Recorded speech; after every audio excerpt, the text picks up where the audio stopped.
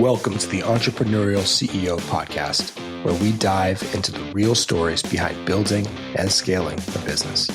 Each episode, we sit down with CEOs, founders, and leaders to uncover hard-won lessons in leadership, systems, and team building.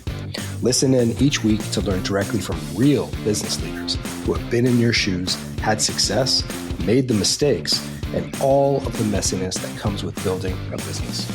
If you're ready to learn from real-world leaders and gain insights you can apply today, you're in the right place. So let's get started. Hey, everyone. Welcome back to the show. Hey, Doug. Nice to see you. Thanks for joining us. Thanks for inviting me. All right. So everybody, today's guest is someone who's taken a different path than I would venture to say many of the entrepreneurs and CEOs we talk to. But in many ways, he represents a pure form of leadership, living and working with intention, creativity, and values at the center of it all. Doug Busch is an internationally renowned artist, photographer, designer, and environmental advocate. His photography has been featured in museum collections around the world, including many that you've been to, like the Getty Museum, the Smithsonian, and the Los Angeles County Museum of Art. Early in Doug's career, he worked for the legendary Ansel Adams, had amazing mentors, and he's carried forward a lifelong commitment to protecting the environment and creating with purpose. What I find really respectable is Doug doesn't chase projects. He's incredibly selective, choosing to work on things that truly align with his passion and value. It's a mindset that, frankly, a lot of business leaders could learn from today, especially in a world that constantly pushes us as leaders and CEOs toward doing more, and faster. So in this episode, we're going to talk about building a life and body of work with purpose, the importance of protecting your time and energy, and what it really means to create something that lasts. So Doug, it's an honor to have you here. Thank you so much for your time, and look forward to chatting. Thank you. All right. So that was a lot of the background of Doug. Doug, maybe just give the audience a quick bit about what you're doing now. Tell us about your projects, your companies, and what you do present day. Present day, I'm working on a new foundation, nonprofit, called the Genos Center, and it's to eradicate genocide around the world. But we're doing it a different way. We're trying to do it through art and education for children, adults, and hopefully AJU and Simi Valley is going to give us the 40 acres to build this complex, which will have a museum, a chapel similar to the Rothko Chapel, non-denominational, meditative space, exhibit halls, and landscape gardens. That's amazing. So I'm always affected by the spaces, the environment. So I kind of took the Huntington Garden in Pasadena as a starting point because the gardens and landscape are really important to our sustaining this planet and the beauty of it all. So that's kind of what we did. So we've spent over a decade designing this complex. Blueprints are done. The landscape plan is done. And now, as soon as we get a commitment on the land, then we can go out and raise the $45 million to build the complex. Wow. So it's to bring in curators from around the world, bring in teachers, professors, academia, and do symposiums on how to do this. Now, I'm not interested in having an archive of images or, horrific pictures or anything. Yeah. It's all about the education and creating a safe space for you to live in. So, and I kind of look at it like the Huntington. I don't go to the Huntington to go see Pinky and Blue Boy anymore. I go for the gardens so I can walk around. I can enjoy what they've done. Yeah. So that's kind of what we're thinking. It should be a community center that people can come and learn and be taught, and children can be helped.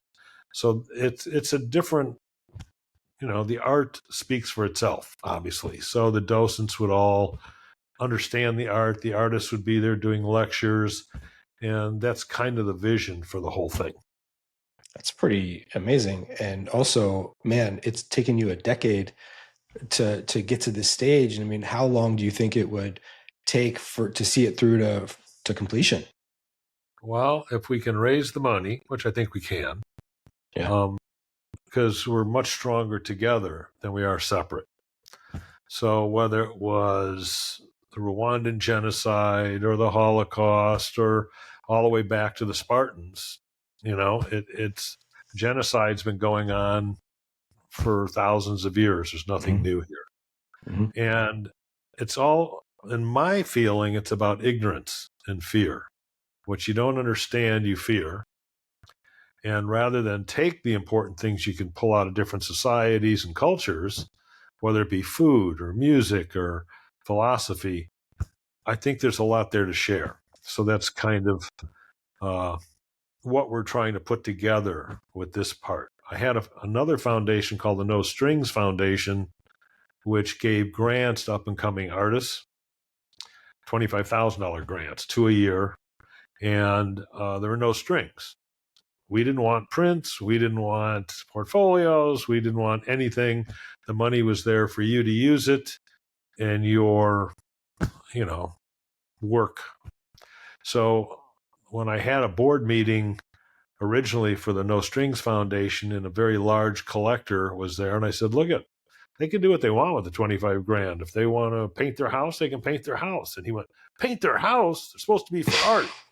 And I said, do you know any artist that's going to paint their house with the money? Because I sure don't. Yeah. And it was really good for the few years that we had it. And then, I kind of juggle a bunch of balls, or try to.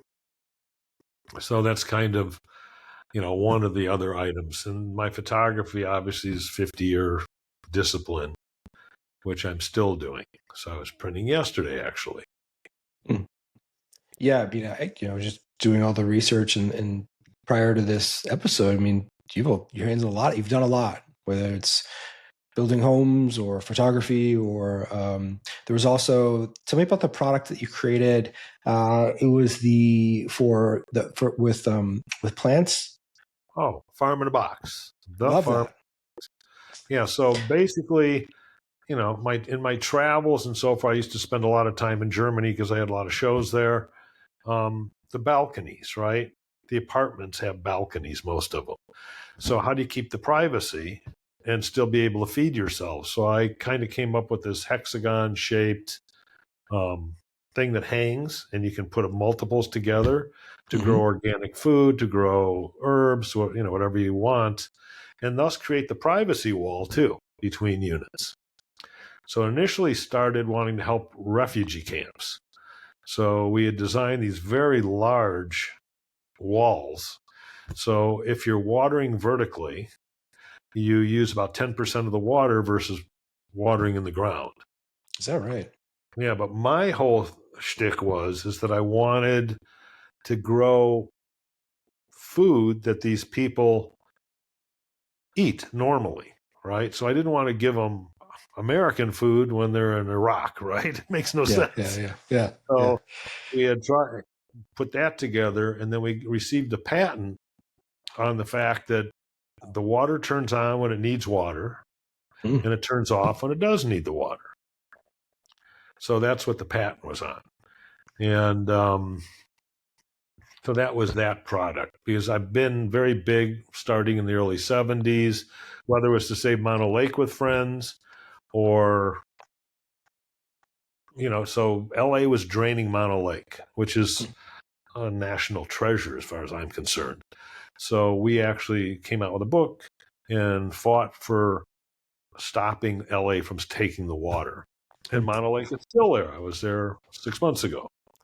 So it's worth seeing. It's, our national parks are important. I've been in most of them. But I think if we don't start taking care of our planet, it's going to get much worse.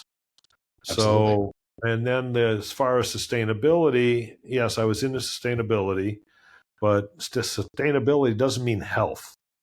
So to live healthy is a different animal than just being sustainable. So we designed the healthiest housing system in the world for chemically sensitive people. and that's called phliving.us is the website. And we tried to do factory built so we could lower the cost of putting in the proper products. So we didn't want formaldehydes and aldehydes and nitric oxides and dirty energy. And so we spent the time with biobiology and ecology president Larry Gus developing and testing everything. So it wasn't just, oh, here's our white sheet and here's what we say. No, we tested everything. For example, I wanted to use stainless steel piping rather than copper. The only place that made it was China, of course. So we got the pipe in, tested it, got the fittings in. The fittings had lead in them. Well, I can't put out a product that has lead in it. So, so we tested everything, and we actually did a test unit in Pennsylvania for the chemically sensitive, which you could go and stay for a week and test it. So when the California Health Institute came to see it, when we just installed it, like within a week, they couldn't believe how clean it was. We did canister tests of 5,000 toxins, nothing. Wow. Totally clean, no off-gassing. And I did that basically for my son, who was chemically sensitive. So he was in the dark room when he had his first one-man show when he was 10. He developed his own film. He used selenium toner, which makes it archival, but selenium, it doesn't leave your body, so it accumulates. And at 9 years old, it created issues for him with cyst problems. So when a big toxicologist walked in the studio one day and he was there, she said, he's got selenium poisoning. She just looked at him. We tried to chelate him and do things like that. So I think it's important for people to understand that the environment you live in, you might not be sick today, but it all adds up, and you keep putting this toxins into your bucket there until finally it won't hold anymore. Yep. So what happened with Farm in a Box, or what happened with PH Lip? Like, are those, to sell them off? Are they still existing businesses? What happened with those? The Farm in a Box, I couldn't raise the $1 million I needed, because the other half of that was that Volunteers of America, which are the vets, I wanted to set up a factory that the vets could own and operate to make a living. So whether it was herbs that I worked with Menlo Labs underneath the big power lines that they could harvest and dry and sell herbs, or, it was working on these other projects, but I always feel like you should turn it over. It shouldn't be yours. So, and go on to the next thing is kind of my attitude. So, Volunteers of America, we were supposed to do a 20-acre project in North Hollywood, and they backed out after we designed the entire thing. Totally off the grid. Blackwater systems, we had 650 units, which we got the gas from for cooking and heating. We used cistern cooling. It was and Nissan was going to get involved and give us the electric vehicles because I didn't want to have a bunch of streets. So my thinking was you would pull into the parking towers, load your car, stick your card in, it would take it up and put it away. Then it would send for the cab or the Nissan vehicle, and would pick you up and take you to your unit. And if you needed to leave, so it's 20 acres. It wasn't a little site, but it was also multi-generational. So you've got kids. My kids are much older. My grandkids are 12 and 9. But I think it's important that we support them with the stories of our grandparents, our stories. We're losing all those stories. So if you don't know where you're coming from, how do you know where you're going? So the antecedents to me are very important. So multi-generational housing is important. The grandparents, whether it be teaching them how to garden or reading them stories, so we have these little baby amphitheaters there. We had all these plots to teach kids how to garden. It was pretty cool. And then Farm in a Box, I just, I went on to something else. Okay. And I had given that the crew, and they never went very far with it. So, classic entrepreneur. You're a creator. You're an inventor. You're creating the concepts and taking it. You said we a couple times. Is there a team? Is it a partner? Like, who's the we, or is it just the royal we? It's, I believe I couldn't do all this myself.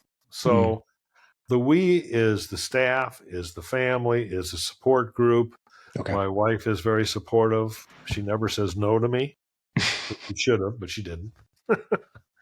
And the problem is that I don't do anything for money. So I wasn't doing it. Oh, I can make a fortune doing this. Or look at the money we can. There's 7 million chemically sensitive people. We could sell them homes. We could make a fortune. It was either you do it to help people or you don't. So I think, I've been blessed. I've been very lucky with my life. And I think it's important then to put that back out there and help other people. So I put a kid through college. It's not mine. I've, edited and helped curate MFA programs and portfolios to get kids into that. I've given equipment to young photographers.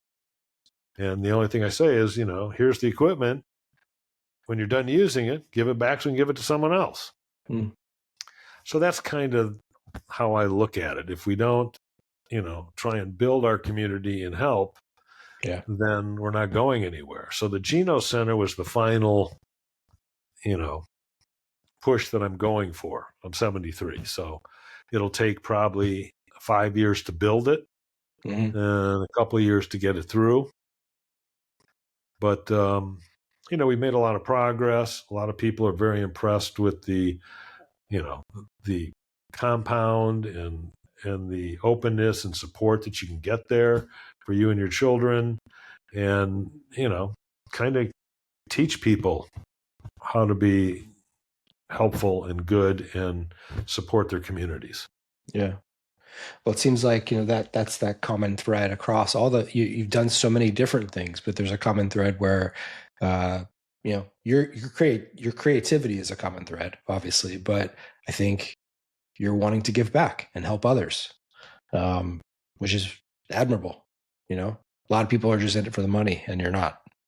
I'm not in it for money at all, or I'd be much more secure in my life. So, you just, it's money's round. It rolls to you and it rolls away from you. So I don't put a lot of importance on keeping a lot of money. Yeah. Well, I also think that the more that we give back and help others, that comes back around to us, not being selfish, call it karma, call it whatever you want, but you put that out there and it's going to come back to you, Yeah, I think so. Like I said, I feel very lucky. So, so that's what we're working on, but I was, outputting images. I was in Death Valley a couple of months ago. And last fall, I was in Owens Valley, Diaz Lake, Lone Pine, Mono Lake, that whole beautiful valley up 395 in California. Yeah.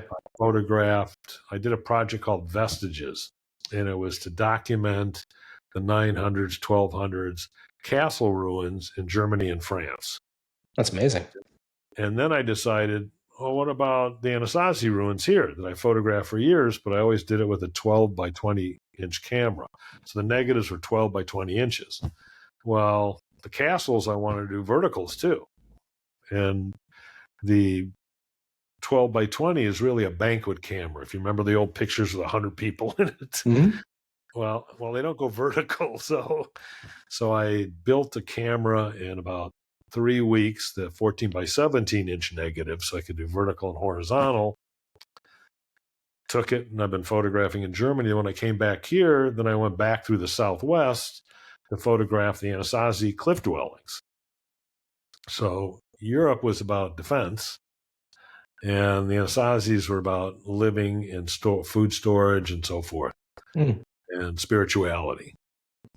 And then the show, there's a book called Vestiges, and then there's the German consulate traveled it around Germany for a couple of years. That's super interesting. Yeah, so it's so it's interleafed, right? My life. Yeah. I'll go to Germany and France for a couple of years and photograph, and then come home in between and work on other stuff. So that's kind of how I work. Something gets my attention. I say, oh, is this worth doing? And is this a good idea? And onward we go. So going back in the intro, we talked about the mentors, and we've talked about that a lot with other leaders and CEOs we've talked to. Early on in your career, though, you mentioned that you were mentored by some amazing people like Al Weber and Peter Bodnar. So can you talk about like their impact on you and how that shaped your life? I think that a lot of people don't really realize the impact that a great mentor or mentors can really have in helping them along the way. Maybe just if you could give some guidance on that. Sure. I mean, I was lucky enough to have several mentors, not just one. So when I was at the University of Illinois, I just received the Legacy Award from them this last year about my accomplishments, but it's the professors that allowed me to have the accomplishments I have. So Peter Bodnar was a painting professor, and I was in photography, and so in cinematography. So really he was just this amazing human being, and the energy he put out and how he supported the vision that I was doing. So if I decided I was going to paint photographs, he would be there to support it and see, this works, this doesn't work, here's why. But it was never a negative thing, if that makes sense. So, and then when I was in college, Al Weber had come to Illinois, Rockford, and done a workshop with Dora Bothwell and Fred Picker. And he said, you need to come to Carmel, to Friends of Photography, and do the big workshop. And he put on a sport coat and a tie and went to meet my parents. And they finally allowed me to go to Carmel. I stayed at his house. So these are people who just give, right? Yeah. They're not really trying to get anything back. And so he was a very important. Then he got me my job with Morley Bear and Ansel Adams. So, and then did workshops with Al all over the Southwest. So Al had taught more workshops than anyone else in the world, literally. Helped set up Friends of Photography with Ansel. And it was a really important group back then. So these were the real stars, whether it's Brett Weston or Cole Weston or Win Bullock or, all the really important people that were in Carmel at the time photographing, I got to hang with and assist and learn from. Yeah, all the way down to silly things. Like when I first moved out, I had a Linhof Technica, which is a metal camera and a metal tripod. And I said to Morley Bear, I said, how come you use that old wooden camera and wooden tripod? He said, ask me that in a month. And of course, as everything starts to rust on the coast, I understood why he used wood. Yeah. Stupid things like that, right? Yeah, sure. Just experience. Yeah. That's just the wisdom that comes with experience. And then traveling. So we'd end up in Lone Pine or, Movie Road where they did the Cisco Kid and the Lone Ranger with the big boulders and everything. Yeah. And we'd be out there photographing, camaraderie, a little bit of drinking, having, it was a good time. And those days are gone, which is too bad. Why do you say that? Because no one seems, in my generation, and I was the youngest, which was the problem. So all my mentors and friends, most of them are gone now. Mm-hmm. I'm sorry, what was your question? Sorry. Why do you think that's gone now? Why do you think that no longer happens? I don't think people have the time or don't want to make the time. So we decided, some old professor friends of mine, Peter LeGrand from Columbia, who's 85, he decided in the spring, he's going to come out. We've been friends for 40 years and we're going to do a trip. So we went up to Lone Pine, right? Or Mono Lake. And when he got done, and he's done tons of workshops and tons of, student groups taking him to places. He says the best time he ever had in years. And, it was just laid back. Larry Sher was there, another professor. And it was just, you want to stop. You want, one, there are no egos involved, which is just amazing for artists. No schedule. Then 2 months ago, a month ago, Fred Marsh from Ohio State and came out, old friend, and we went to photograph in Death Valley because he had never been there. So it's pulling what's left of our group together. Yeah. And, trying to at least get out now. So how much do you want to check your email? How much do you want to look at this crap on? So I've literally stopped using Facebook and I've stopped using Instagram. I'm just focused on, I guess, producing what we can while we can. Mm-hmm. Creating instead of consuming. I actually think there's value to that. Well, how do you, we talked about how you are selective with your projects, and obviously, you take a different approach. It's not about the money. It's about the creation. It's about the value. But how do you stay true to that over the years, right? And be so disciplined about not chasing opportunities. I don't know. The universe always took care of me. I didn't, I don't know how else to put it. Yeah. When I needed money, it came. When I didn't need it, it didn't come. Okay. And you stay focused on what you're working on. My issue is I get bored then. And once I've conceived it, created it, designed it, then it's time to move on and let someone else deal with it. Mm. So we were working with Rocketdyne on, wind turbine designs that we could use in gardens. And the sculpture, garden sculpture would force the air and make it stronger, which would then make the vertical turbine spin faster. And then we were working on, all wind turbines use the same, I just lost it, unit that converts the wind or the solar into power.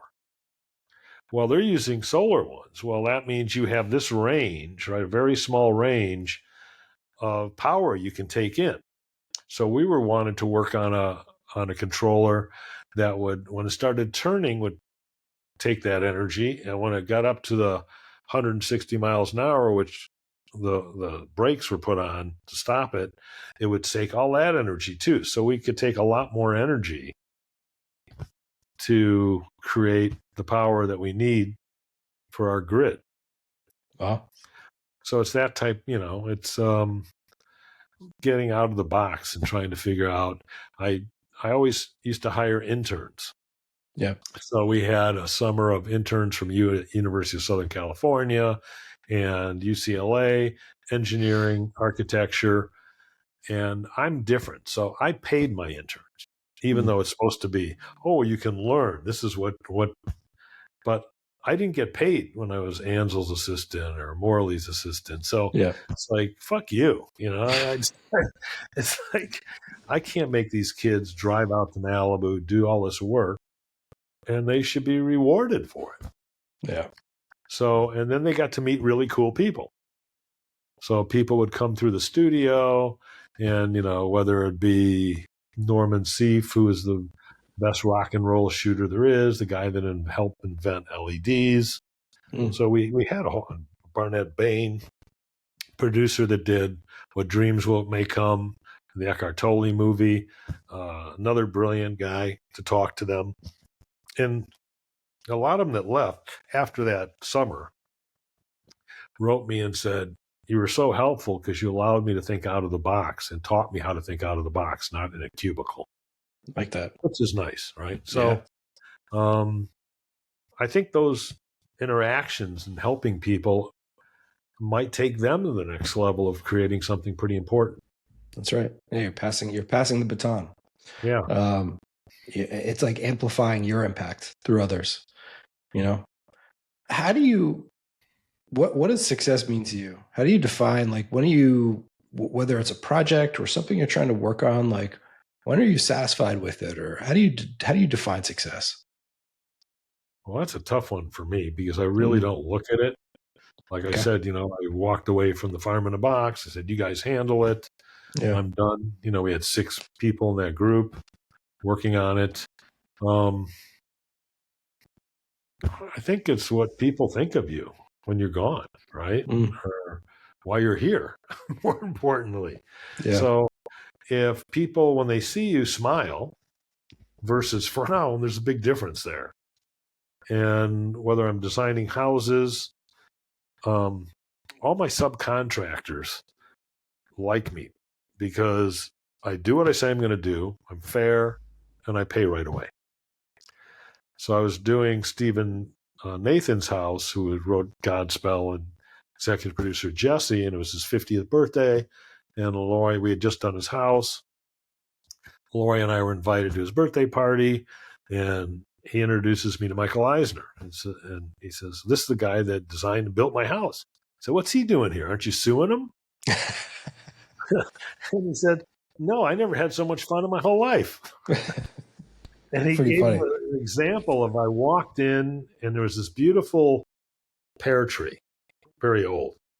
And we were framing the new part of the house. And I said, "Move the window over 2 feet so we can frame the tree." And so when you walk in, you see this beautiful tree. And Stephen goes, "What's that going to cost me?" I said, "Nothing. I moved it." Well, that's how we started. So he was wasn't used to being treated that way. Right. But I think it's important that you create the spaces for people to feel safe, healthy, sustainable, lives. Yeah. Well, speaking from experience, I mean, typically, everything is going to cost you when you're building a home or making any change. So, that's refreshing, Yeah. But it's about doing good architecture. It wasn't about making money. The money came. Right. The profit lines are the same as any other contractor architect. So, but it was about doing the little extra things for people that they care about, they're thankful for. Yeah. Right. So when I think, especially now, maybe it's increasing, maybe not. It feels like it's increasing to me. People are trying to build things quickly, build things fast, get it in market, even though it might not be great or high quality. It's more about like speed and quantity versus quality. It seems the inverse with you. What do you think, or what would you say to entrepreneurs who are wanting to build something like high quality and meaningful like you versus just spitting out a whole bunch of really quick things and getting it in the market? Well, keep in mind that it's your reputation, right? Not my reputation. So if I'm doing something, I want to make sure it's working. I don't want to put it out there and then have a bunch of complaints and people say he doesn't know what he's doing. Yeah. So we would take the extra time. When I designed the cameras, because we had a camera company called the Doug Busch, it was, it took us an extra year to make sure it worked perfectly and, it was tested in the field and so forth. So these are these big cameras, you put your cloth over your head, but I wanted to be able to straighten lines, perspectives, blah, blah, blah. And so we designed a Doug Busch. So Day is de Muste Cartier, because I'm a gemologist or ex-jeweler. Golden was the Golden Dagor, which is a great lens in its time. And and then the Busch is me. So it was the Doug Busch because I'm kinky. So there you go. And the cameras were beautiful. It was all corn. I was in Rockford, Illinois, and the whole town is a bunch of Swedish cabinet makers, part of it. So when we started designing these cameras, these woodworkers knew exactly what they were doing, how to do it correctly, and we actually used Bridgeports, mills to mill the wood. Not running it through table saws and all. We did that too, but we kept really tight tolerances and had things work. So I guess I'm lucky. I'm left-brained and I'm right-brained. I can deal with the creativity, but I'm also right-brained, so it has to work, has to function properly. Yeah. And we had a lens line too, which Melis Carrillo, Rodenstock, Les Everson and I designed the lenses, and then they were built by Melis Carrillo, and they covered the big cameras. Wow. So that's another. And then my film holders lock the film in, so when you're pointing down into a canyon, photographing these big cameras, the film doesn't fall out into the bellows. So lock the film. So it was just and I used only 1800s formulas. So I was still using pyrogallic acid, which is a staining developer. So you developed this. Was this another product that you sold, or was this just for your internal use? No, we were selling them, and then finally I got bored with that and going to the conventions and shit, dealing with ignorant people. So I just moved on. But I used them for me, right? So we used them in the studio. We moved them out, photographing out in the field. Okay. So there's a common thread there where you create this wonderful thing and then you just walk away from it. Well, the problem is with the cameras, for example, the people that wanted them couldn't afford them. Okay. And the people that could afford them didn't want them because they wanted to work faster, like you said, and smaller negatives and so forth. So I go back into the 70s, right? So you're talking totally different genre, totally different mindset, different people. And I think that quality is what counts, right? Yeah. If you're not willing to make a quality product, then what are you doing? Yep. Yeah, I agree. Well, all right. We've gone over a little bit. I have one more question for you, Doug. You are spanned across many different things. Obviously, you have a very artistic and creative side, but also an entrepreneurial side where you start all these different businesses. If you could give one piece of advice to somebody up and coming that wants to start a business, be a leader, follow in those footsteps, what would it be? I would say you focus on what you're doing and don't get distracted, but follow through. Don't do what I say, don't do as I do as I say. So, but that's, it depends on the person. I get bored quickly. I'm into a bunch of different things. Well, you might only want to do this, then do it 100%. Yeah. You got to do it 100%. So, I'm up at 4 a.m, going through stuff, talking to Europe, doing whatever I'm going to do. Yeah. And that's my life and my grandkids, and I can't complain. It's your passion. Yeah. And I got a great wife that supports it all. And she used to run the Robert Graham studio, sculptor, married to Angelica Houston. And she knew the 15 biggest collectors in the world, But she always said, follow your heart, do what you. And cannot be overstated the value. I agree. My wife is incredibly supportive. It's so important to have that support system at home. If you don't, it's just gonna hamstring you, right? You're never gonna reach that full potential. It's so important. And it's good for your kids too. My kids met Carl Canfield, invented fuel injection. My daughter at 9, we went to see Dr. Land at Polaroid because they wanted to do this big Polaroid 20 by 24 inch. So I go there with her. She's out in the thing. I'm in the conference room with Dr. Land and John McCain, who invented the SX70, and Elko Wolf, International Sales and Marketing. And after about 45 minutes of my demo, knock on the door. Dr. Land says, come in. My daughter walks and says, excuse me, Dr. Land, are you going to buy my dad's camera now so we can leave? That's awesome. And the whole room just went up for grabs. It's the best close I've ever heard. Oh, that is fantastic. The camera, but nonetheless. That's pretty good. Yeah. That's really cute. Well, cool. Doug, this has been great, man. I really appreciate you sharing your time with us. Before we wrap, where can people go to learn more about you or everything, the association and what you're trying to build? Well, if you go to Douglas Busch, BUSCH, like the beer, .com, you can see all the companies. So it's a landing page for whether it's Busch Design or Ecotech Design Studio or Farm in a Box or my photography or my building. You can go there and go back and forth and see stuff. So the Genos Center is on the top now because that's what I'm working on. And I would really like to hear from people what they think of that and moving it forward through the art and architecture. Okay. All right. Well, thank you again, Doug. We really appreciate it. And thank you, everybody, for listening. And we will see you next time. Thank you for what you're doing. Appreciate it. Thanks, Doug. Okay. Take care. Bye.